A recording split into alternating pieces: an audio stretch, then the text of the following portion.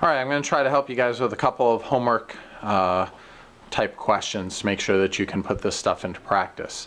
So if I was trying to solve for cosecant x equal to -2, and they gave me a restriction on what x is between. If you remember from things that we've done in the past, all students take calculus. All functions are positive in the first quadrant. Only sine and cosecant are positive in the second quadrant. Only tangent and its reciprocal cotangent are positive in the third quadrant, and only cosine and secant are positive in the fourth quadrant. So if I tell you that cosecant is equal to a negative value, it's actually possible that the angle could be somewhere in either the third or the fourth quadrants.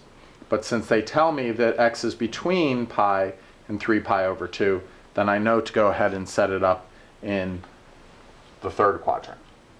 So if I draw a picture like this, I always think it's easier to draw a picture, and I know that cosecant is the reciprocal of sine, which is opposite over hypotenuse. So the hypotenuse, always positive, over the opposite. And hopefully you're looking at that saying, that looks pretty familiar. Looks like a 30, 60, 90 triangle, which it is, which would put the 30 here, the 60 here, and the 90 is already in place. So how many degrees does it take me to get there? 180 plus 310. So if you stopped and were thinking x is equal to 210 degrees, that's really close, that's good. But since originally they put a restraint on x being between pi and 3 pi over 2, number one, I have to recognize that it's in radians, not degrees. And number two, they could have had me doing it negative, in which case I would be coming around in the other direction and having something like negative 150 degrees. So just be aware of what those constraints are. So since it's 210 degrees and I need to change that into radians, go back to the stuff we learned at the beginning of the chapter, and we'd say pi radians is 180 degrees.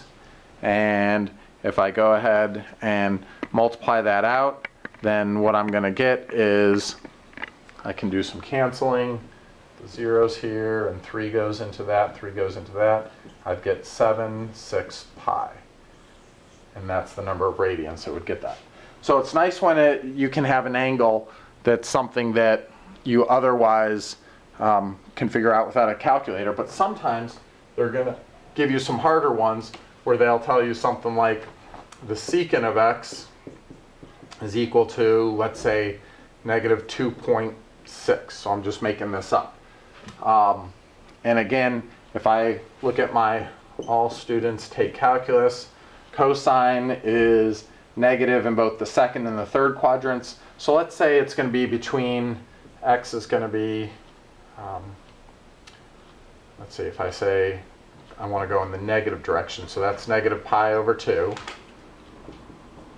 and negative pi. So it's going to have to be greater than negative pi and less than or equal to negative pi over 2. So if I looked at something like this is going to be a calculator dependent problem.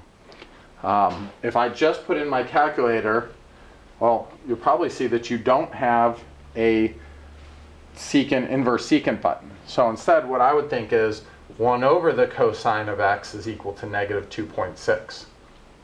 So using my favorite switcho changeo, I can say that the cosine of x is equal to negative 1 over 2.6. And so I'm going to put that into my calculator. So if I do 1 divided by 2.6 negative, I get that the cosine of x is approximately negative 0.3846, some other stuff. Now I can do inverse cosine for that. And so I get that x is approximately 112.6198 degrees. Remember though, that's going to be what cosine would give me to be negative to go here in the second quadrant, and it would be going in a positive direction. Well, I want to be going in a negative direction and getting into the third quadrant. So fortunately, this one is nice that the only thing I have to do is just put in the negative. And oh, once again, I shouldn't have done this in degrees. I should have done it in radians. So if I had thought about that, see, this is the thing that you guys will do also.